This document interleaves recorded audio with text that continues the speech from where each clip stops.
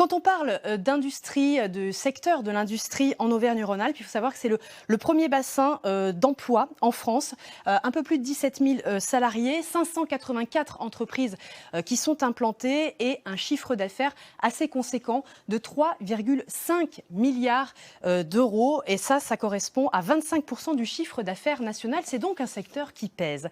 Bonsoir à vous, Corinne Farras. Bonsoir. Vous êtes donc déléguée générale du pôle de compétitivité Tecterra, qui est donc dédié à la filière textile française pour renforcer effectivement cette compétitivité et cette innovation. Ce qu'il faut bien comprendre, c'est que le textile, on le retrouve partout et pas seulement dans l'habillement. En effet, donc on connaît principalement le textile dans le secteur de l'habillement et on va dire de l'ameublement, donc c'est ce qu'on appelle le textile créatif.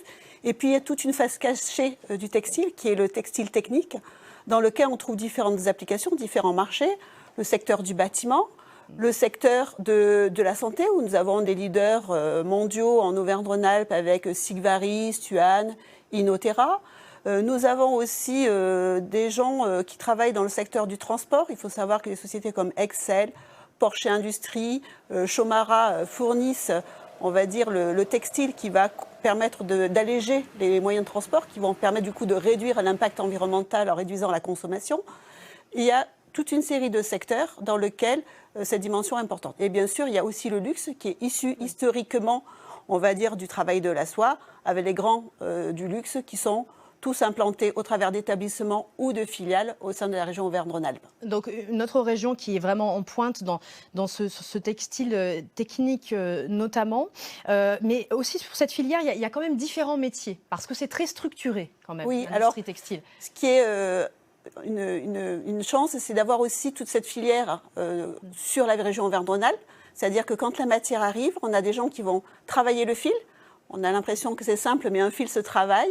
Donc on va avoir du guipage, on va avoir un certain nombre de points. Ensuite, avec ce fil-là, on va pouvoir faire donc les procédés textiles, donc sortir une étoffe qui va être soit du tissu avec le tissage, soit un tricot avec le tricotage, soit de la tresse, soit du non-tissé. Et toutes ces approches-là vont dans tous les marchés.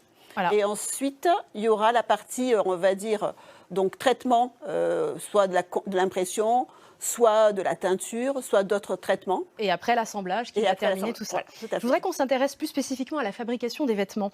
La matière première, ce sont les fibres. Quels sont les différents types de fibres utilisées et dans quelles proportions? D'accord. Alors aujourd'hui, les fibres les plus utilisées dans l'habillement, entre autres, c'est le coton. Sachant qu'au niveau mondial, c'est le polyester, à peu près à 60%, on va dire, de la consommation des fibres, c'est le polyester. Ensuite, on a aussi des fibres un peu plus techniques comme le verre, le carbone, qui servent à faire des textiles techniques. Et puis, on a aussi des fibres un peu plus exotiques, puisqu'on peut utiliser du collagène, on peut utiliser de l'ortie pour développer tout ça. Qui sont voilà. Aussi à développer. Et en quelques mots, il y a aussi des axes de développement pour exploiter ces matières premières de manière un peu plus vertueuse. Parce qu'on sait que le coton prend beaucoup d'eau, est très gourmand en eau et a beaucoup de pesticides. Tout à fait. On peut considérer que dans les armoires des Français, nous avons le grenier des nouvelles ressources de la France et peut-être de l'Europe, puisqu'on peut aujourd'hui recycler un certain nombre de choses. Le coton, par recyclage mécanique, nous permet de faire des produits. Il y a un produit qui est sorti chez la marque Okaidi en collaboration avec le CETI. Il y a aussi les procédés chimiques qui permettent de travailler les matières chimiques comme le polyester. Donc on aura un exemple tout à l'heure. Tout à fait.